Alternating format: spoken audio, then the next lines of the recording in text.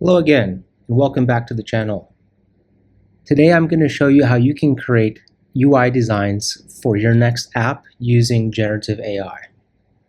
One of the most important things you're going to need is you're going to need access to the APIs from OpenAI or Microsoft Azure so that you can run one of the image models like GPT Image 1. Let me see if I can try this now. What we're going to do is we're going to run this script, and hopefully we won't be rate limited. We'll try it one more time. If we are running into rate limits, then I won't be able to demonstrate this live, but I do have examples already created. So I just ran this a few minutes ago, and essentially these all were done in, let's say, a minute, 2 minutes, right? Less than 2 minutes, you got 20 designed screens. And all of this was done using generative AI. Now, I want to stress that this is not actually created using any design software. I actually didn't even code this in terms of as app code, right? As front-end code for a web app or for a mobile app. But what I did do is I provided richly detailed prompts in the form of code. So if we look at the prompts actually define the structure of the image that we want to design, and it creates these types of images in like no time at all, right? So I passed the model information about the API endpoints that Playbasis provides, and then I asked it to create a very detailed UI design that would basically display all of the different features and functionality that the Playbasis API can provide. So what would it look like for the end user, for the player, right? And so it created all these screens, and I think it does a pretty good job. Let's see, there's other examples that I have here. So here we're trying to visualize what a progress tiers would look like. This is the quest and mission system. This is a simple search. This is an activity timeline. This is a check-in, QR check-in kind of quest or game, I guess. This is a seasonal pass, wallet balance, rewards catalog. So if you have rewards you want to offer your players, your users, you could use Playbasis API to provide that. Very popular use case to use Playbasis is to provide a referral system, so kind of like a friend inviting another friend to join the app, and then you can reward both those users with a coupon code, for example, or some kind of in-app bonus. Notifications for, when you want to message and you want to have inbox, if you want to have an inbox and you want to message users or you want to give them updates, you can do that also.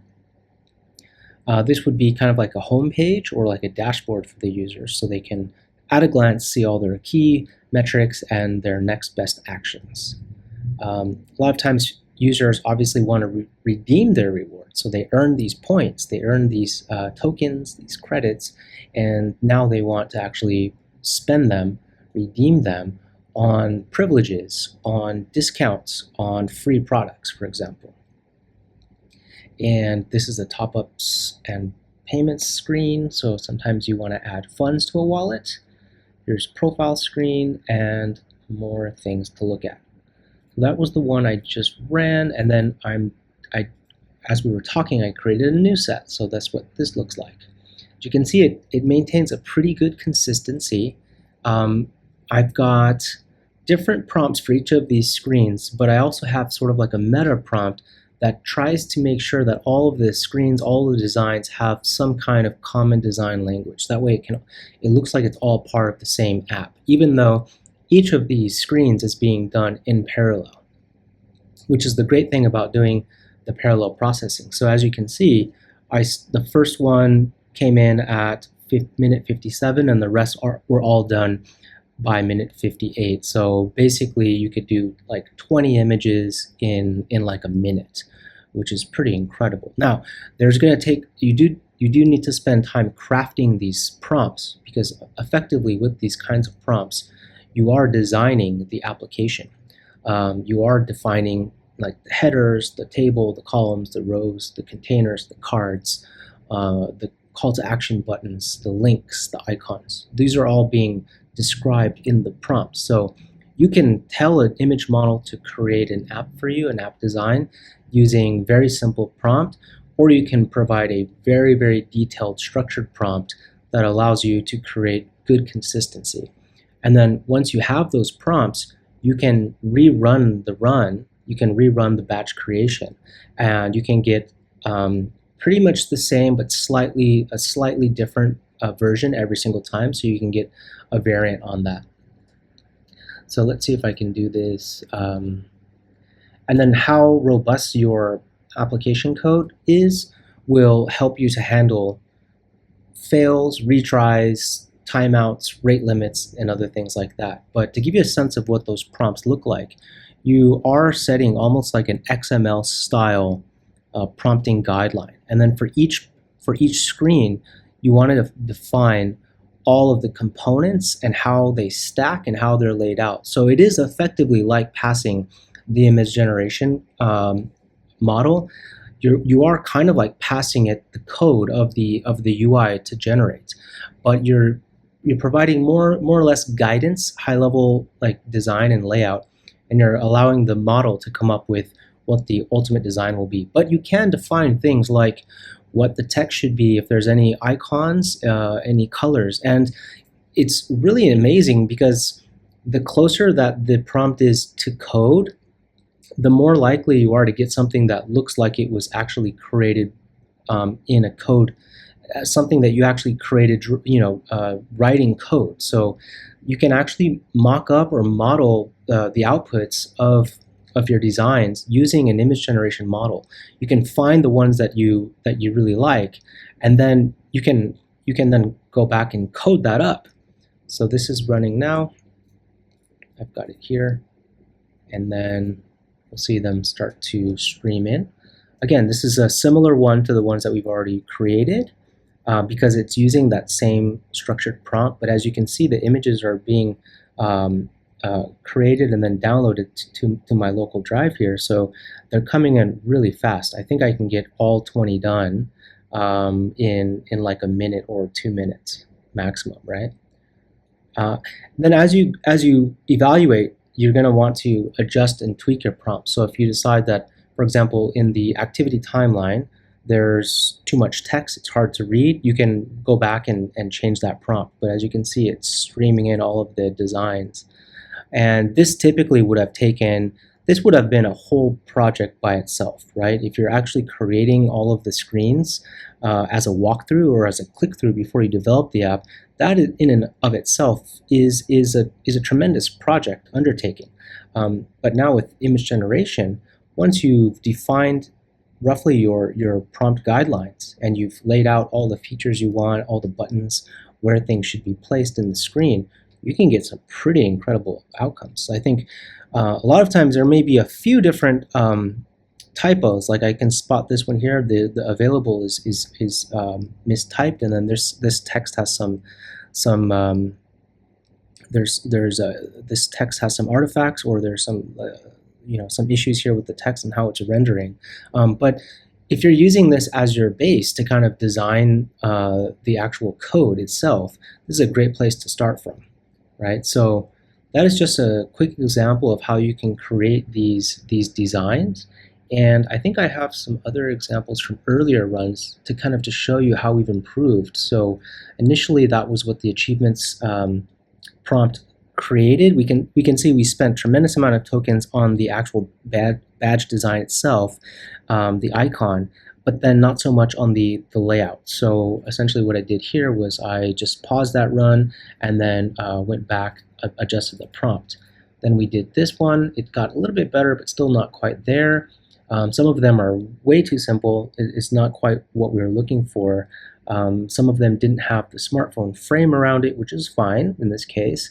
And then others were pretty good. So what I would do is I would take the ones that I liked, the good ones, and then tell the agent, the coding agent, to use these as strong references, and then update all the other prompts to have somewhat of an equal number of tokens or characters or lines so that you can provide as much context as possible. I think you max out at about, I want to say the string length is about 32,000 characters per image, and most of these use up almost all of those available tokens as the input. Now we're starting to get some really nice designs, and we can essentially, now that we've really honed our prompts, we can run these in batches and then mix and match, figure out which of these that we like the best, and then now we have a whole library, a whole pack of designs that we can then convert into actual code, working code. But a lot of times the first step is to design it and then share it with your design partner, your clients, whoever they may be, for feedback to make sure that we're on brand. This is the look and feel that we want to achieve, and then go ahead and then move on to the next step. But the design phase is always very critical. It sets the kind of, it essentially encapsulates and visualizes the whole project that we're trying to build. It's definitely way easier to design something than it is to implement this. So it's great to design this rewards catalog like this, and I think it actually looks great. It looks awesome. But then when it comes to actually developing it, there's a tremendous amount of backend that has to go into, for example, managing a rewards catalog. When you want to have teams, that involves having player profiles and then having kind of like the ability for them to join teams, to join multiple teams, to leave teams, for example, to become recruited, to compete against other teams, where all of the points in that team bubble up into a team score from all the individual players. That's actually pretty complicated. But what we're trying to do here is actually let you see everything that you can actually create from using the API endpoints. You can basically create apps that look like this very quickly if you use generative AI, and then if you use Playbasis API to provide all that backend logic for you. So things like tracking players' scores, tracking their progress towards goals, where they rank on a leaderboard. For example, it could be a specific leaderboard for just a local area or just a team-based leaderboard, or it could be based on a particular game, for example. And then once we want to actually develop those games, we can do that as well using generative AI. But this screen here looks almost perfect. It's nearly perfect. Again, I can see one typo here with the active, but everything else from here looks looks good just from a quick view. It actually looks pretty much perfect. And then you can tweak the prompts, as I said, and then you can create new variations and then land on the one that you really like the most, or you like the best, and that you want to. Then you also have to test, you have to test it with your developers to make sure that it's practical to develop. But I think now with generative AI, these types of experiences, essentially this is what we called the playbook during the Playbasis initial era, right? The first generation of Playbasis. One of our, the way we felt product market fit and the pull from the market the fastest and the most was when we introduced playbooks and plugins. And essentially what they were pre-built components in the form of SDKs and code that you could drop into your app that automatically syncs with the API, so that you can display things like leaderboards, like seasonal passes, and like rewards catalogs. That helps obviously reduce the time to implement and develop significantly, and it allows you to get to market much faster, which is what is very important for companies, especially in competitive space. Like if you're in telecom, if you're in banking and insurance, right? There are a handful of players, and the competition is very intense, right? In these types of industries, the market is almost so efficient that the price gets negotiated down, gets competed down to almost like a utility level, right? When you're talking about telecom services or insurance or banking, because they're all regulated. So there's only so much that they can charge for certain features, and that's obviously to the benefit of the customers and the citizens. So in order to attract customers to our service, we really have to differentiate, and we have to provide lots of value-added services, and that's why loyalty and rewards are so critical to enterprises like telecom, like banking, like insurance, to differentiate from what is otherwise kind of like an intangible product that they offer, right? Like, it's hard to visualize internet connectivity. It's hard to visualize an insurance policy. It's hard to visualize a financial product. Maybe financial products can be a little bit easier now with technology. We can visualize that. And maybe internet can also be visualized with technology in terms of bandwidth and connection speed and those kinds of things. But like, for example, insurance, that's a little bit more challenging to visualize. So when customers are paying for a subscription to a telecom provider, like for example, they may be on a postpaid plan, or if they're prepaying, they want to see what they're getting and then anything you can add on top, because it's hard for them to differentiate if the quality of service is so high amongst all of these players.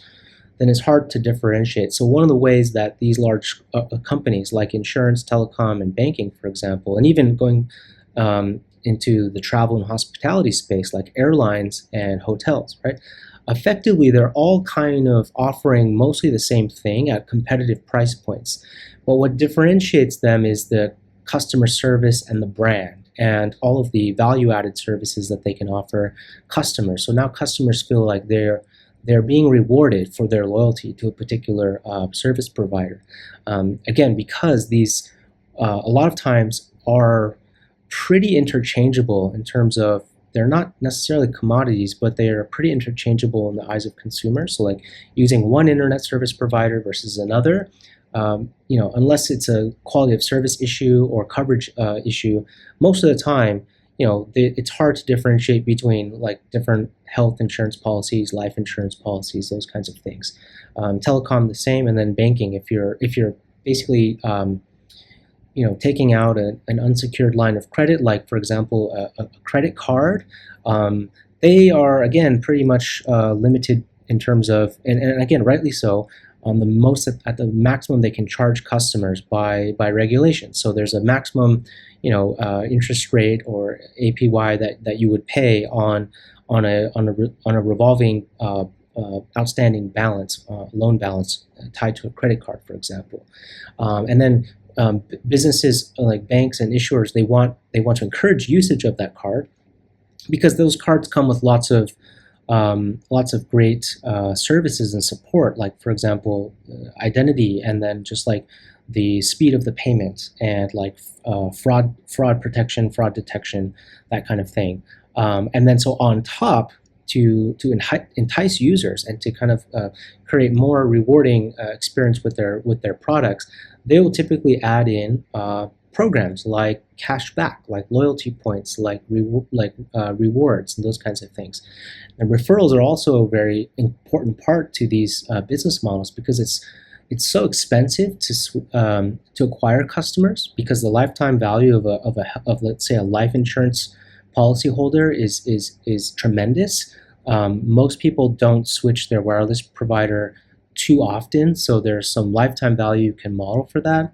And then the banking is similar. If you now have direct deposit linked to a particular bank, and that's like your primary bank for receiving your payroll, most likely you'll end up using that bank's that bank's products for other reasons as well. So you might open a debit card, you might open a credit card, you might take out a loan, and all of that can be facilitated because you're doing banking with that particular issuer or lender, and they can basically look at your inflows of your payroll. They can model your income. They can see what your balance has been like over time, and they can see other kind of like healthy financial behaviors, which allows them to assign you a credit score, and then kind of pre-offer, pre-qualify you and offer you extended lines of credits and those kinds of things. So the value of consolidating all this information, keeping a customer in the ecosystem is tremendous when you're operating at that scale and you have that breadth, you have that wide of the user base, and you're dealing in a hyper competitive space, but the customer has tremendous lifetime value. So the longer that the customer stays with you, as your subscriber, as your account holder, as your player, the better, obviously. So over time, you want to make sure that you keep those relationships strong, and that they continue to spend with you, and that you can actually level them up within your ecosystem. So that means greater share of wallet. It could be additional products in the portfolio that they're now consuming from you, or that they purchased from you.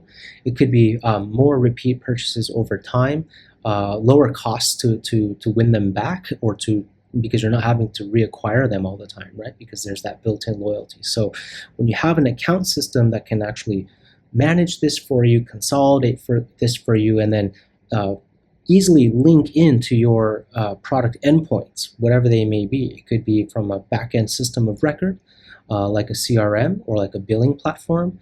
It could be pretty much, it could be your own mobile app, for example. You might want to integrate this on the mobile app. Any kind of because nowadays everything in the economy, it seems like is already technified, so it's already using technology, right? So we use technology for everything, it seems like. And so, like, in terms of how the economy functions, and those different the different layers of the economy have different levels of technology. There's some very, very legacy systems that are like core banking systems and core record keeping systems that were written decades ago, maybe using a language that is really hard to maintain. And then there's like new products and services that are being launched that are rebuilt from the ground up using all modern stack. And so the question for a lot of businesses is to figure out, like, how do we, what percentage of our economic value is running across which of our technology stacks? Like, which of these channels, or which of these ways of communicating with our customers and processing transactions flow through which technology stacks? And businesses are finding that when they launch new types of digital first or even digital only services, like you might see this, for example, in the food space, you're having things that are like cloud kitchens, where there's actually no physical storefront or retail location. The business is purely providing on-demand meals for like food delivery platforms, right? Not having the restaurant. So that's one example. Another example could be things like these new digital-only banks, these banks that are basically branchless, and they're rebuilding their whole systems using more modern stacks.